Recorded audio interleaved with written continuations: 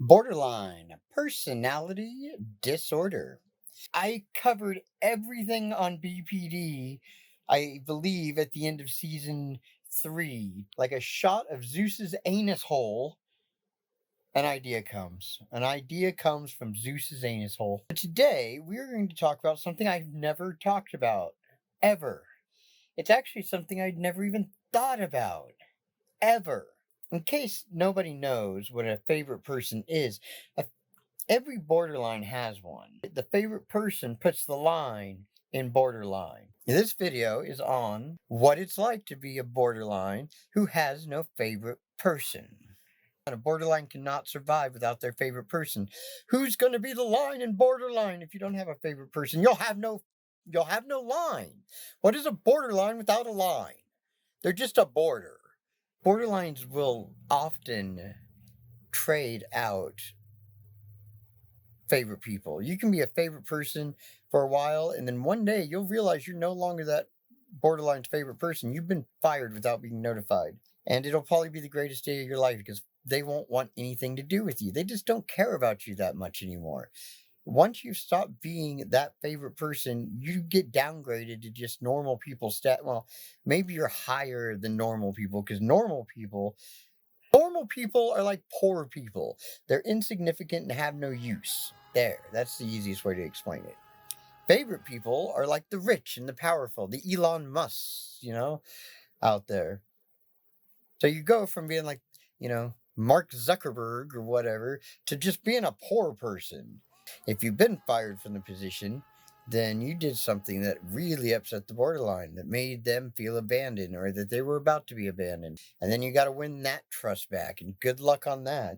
We always have a favorite person backup for if the one fails. A lot of times they do. We put a lot of pressure on them. They blow. Yeah, I mean, favorite people get worn out very easily, so we always got to have a fresh one ready to go. The last two that I've had knew that they were favorite people. So I'm thinking, don't ever let favorite people know they're your favorite people. I think it does something. It fucks up the hardware or something. Because the two that have known that they're my favorite person and have known the great responsibility upon them have failed miserably, have just dropped the ball completely.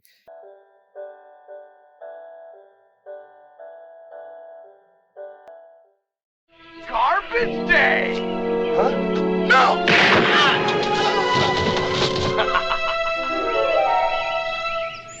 A brand new limited edition Mr. BPD Bad Life Choices t-shirt. Hell, I figure if you're watching this video, you make bad life choices, so get a Bad Life Choices shirt and let everybody know. How does a borderline survive without a favorite person? The favorite person gives a borderline their validation, their sense of worth. A lot of the way they look at reality is shaped by their favorite person because we have a tendency to copy or emulate our favorite people out of fear of abandonment. Once you're without a favorite person, you have to start trying to get self-worth from something other than somebody liking you. Well, that's gone, and you're left with this no sense of who you are or what you are, and you don't know how to function. I'm not gonna lie to you, borderlines. When you don't have a favorite person, you're gonna be depressed. You're gonna hit depression, and you're not getting any kind of validation at all. If you don't have a favorite person, it's gonna be 100% dead balls on accurate of how it would feel if you were on the dark side of the moon. You'll start to talk to yourself more or get to know yourself more because you're forced to. Once I didn't have a favorite person, I had no way of validating it myself. I finally struck up a conversation with myself. It'd been years since we'd communicated. And there's a lot of bad blood. But after a couple months, we worked through that shit.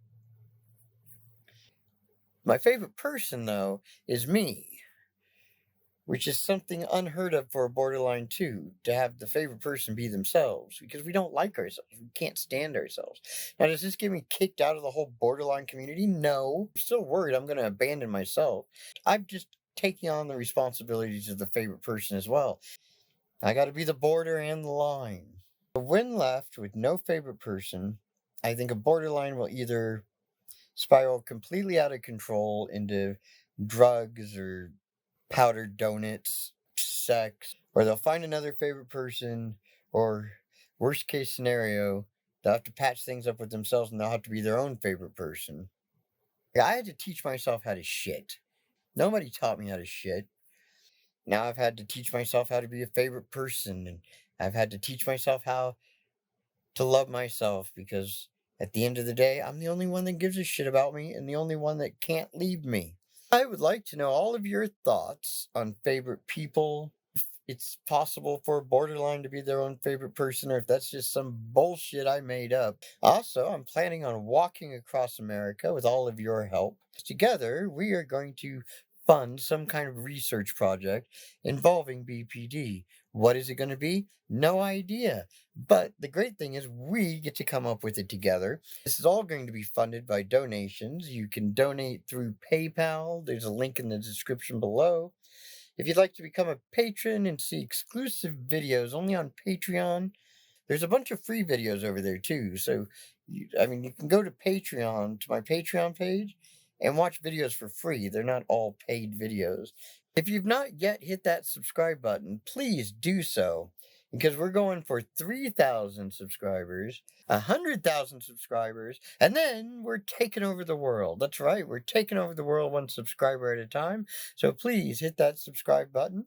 Until next time, keep on keeping on.